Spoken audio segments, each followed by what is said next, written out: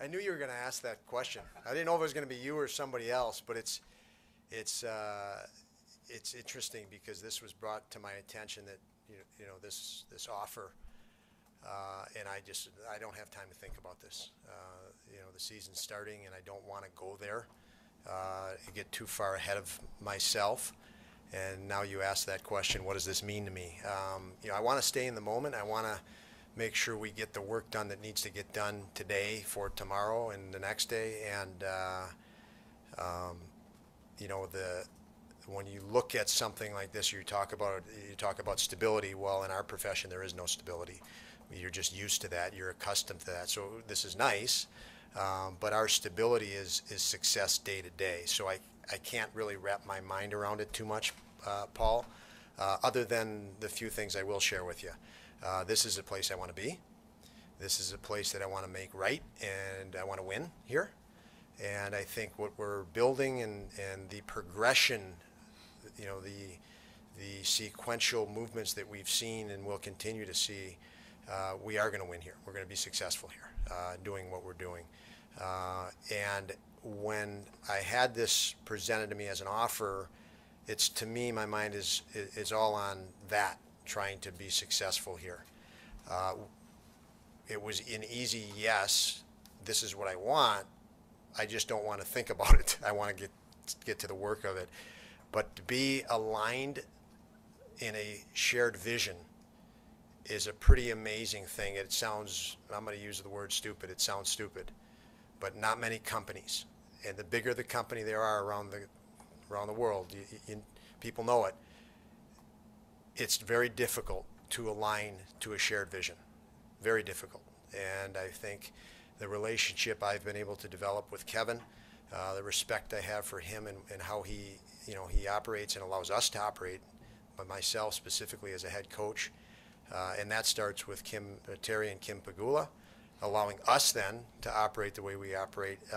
It was a real easy, decision to do whatever they would ask of me, because we are aligned in that, and we are confident in what we've done and what we're going to do day by day here as we move forward. As the coach of this team, Don, what does it mean to you that Kevin, with the backing of ownership, moved swiftly to sign Tage and Matias to those long-term contracts? And those are two players that are obviously very important to what you want to accomplish here. Yeah, I mean, that's significant. I spent a few years as a pro scout in this league right after the salary cap, and I ran a really minor salary cap in the ECHL, and when you make a bad decision with a salary cap, you pay the price. You can't get out from under it. Just simple. And I've seen lots of money go to players on past performance, players that were aging, and we know this is a young man's sport. So I'm very excited that we've made these decisions based on potential, not necessarily past performance. I mean, past performance absolutely plays into it, but mostly as an indicator of future potential of growth. And we're all about growth and potential. And these two guys you mentioned, Tage and Samuelson, fit in to that. They're incredible athletes with an appetite for much, much more than they've yet to accomplished. Kevin mentioned that your position with the team was very important for those guys to sign up. Does that mean anything for you, or is that? That means a lot to me, for obvious reasons. One thing as a coach, there's lots of teams you coach, and you finish a year, and guys are, still a little gun shy of you as the head coach, and players, because you push them and grind them, and they don't realize that you like them, that you care for them, because you have to push them every day, and you push them hard, and the more they can take, the harder you push them. The guys that can't take it, you sometimes don't even push that hard. So I've had lots of really good hockey players that are sprinkled around the NHL right now that probably never felt that I cared about, because you had to push them so darn hard. And I do the same here with our guys. It's all about winning. So when they actually recognize that you do care about them, and you want to see them successful, and you hear about it, it's very rewarding when you hear that from a player that you coach and you push. So it's very much appreciated, Joe. Kevin said one thing he really liked about the relationship with you is you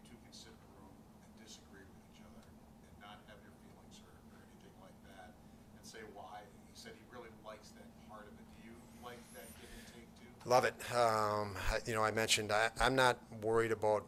I think a lot of mistakes are made when you're worried about being vulnerable. I mean, you're in the NHL. You're coaching the NHL. You're vulnerable all the time. Let's look at the score on the scoreboard. Every decision you make or don't make is going to be second guessed if you don't win. And if you're uncomfortable with that, it's the wrong job. And so we're trying to get to the best solution, and there's lots of different ways to go about it. We want to get those out on the table, discuss it, pros and cons of any potential decision we may make on a starting goaltender, and even review decisions that were made.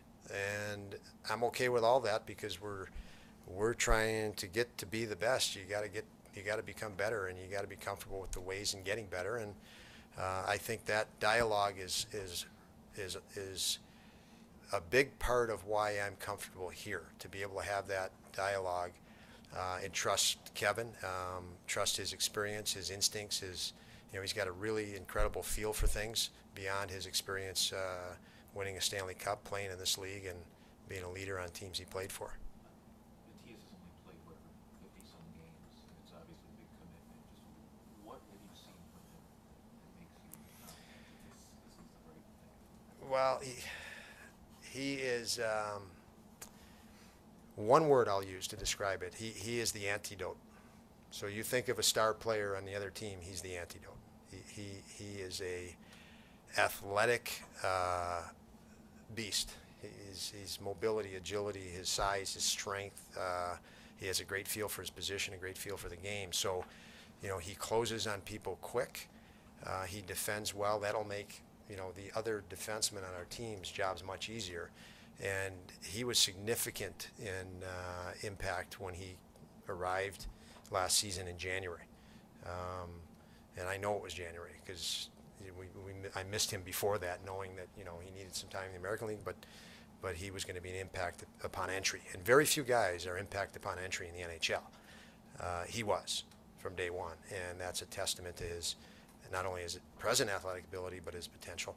Don, this game tomorrow is obviously number 1 of 82, but it has a different feel if you were playing Columbus or San Jose or Minnesota. I mean, how different is it that it's Ottawa, the team the whole hockey world has said has won the summer and essentially passed you guys?